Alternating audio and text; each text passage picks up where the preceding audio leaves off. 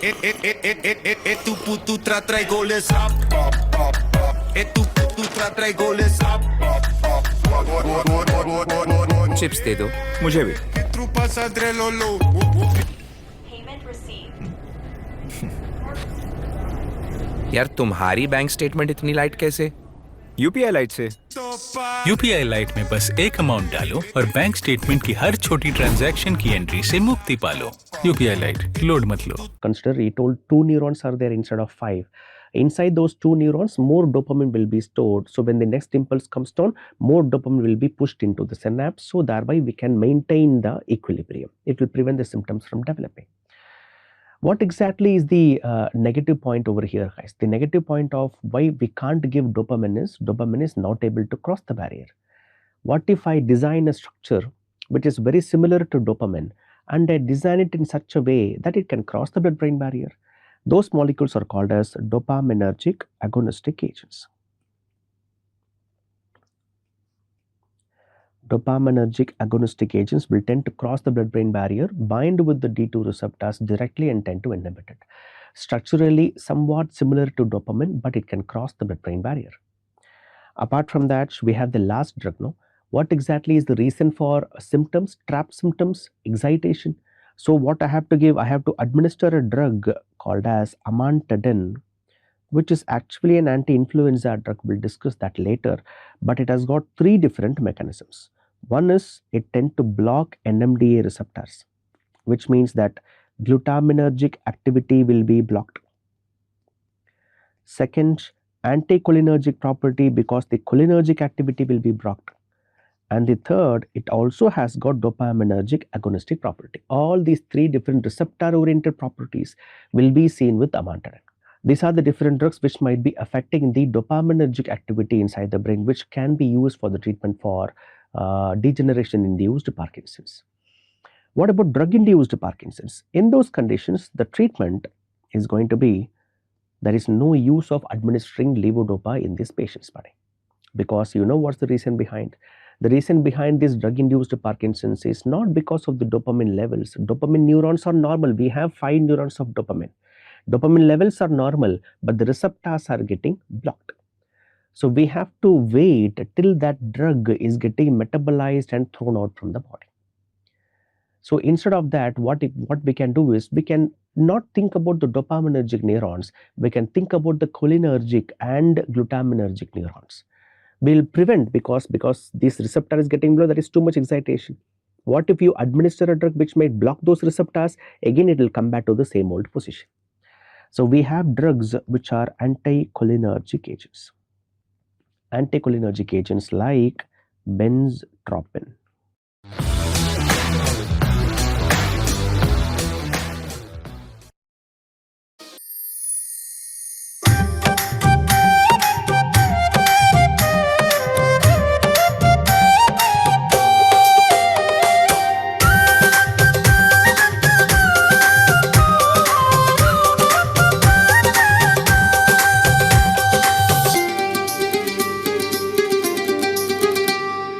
Parvati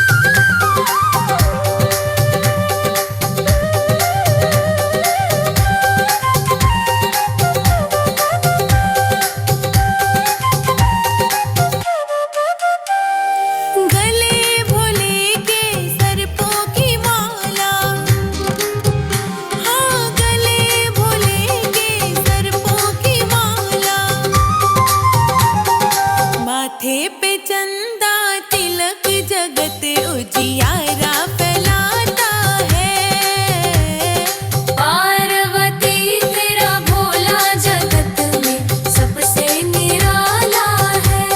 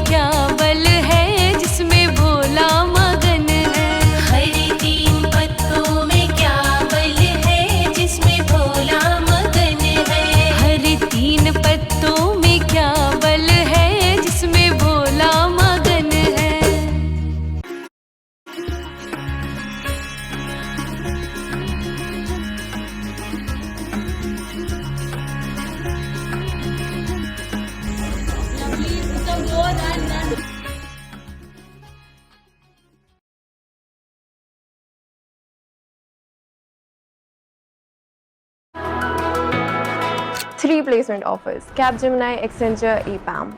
The result of showing up every single day.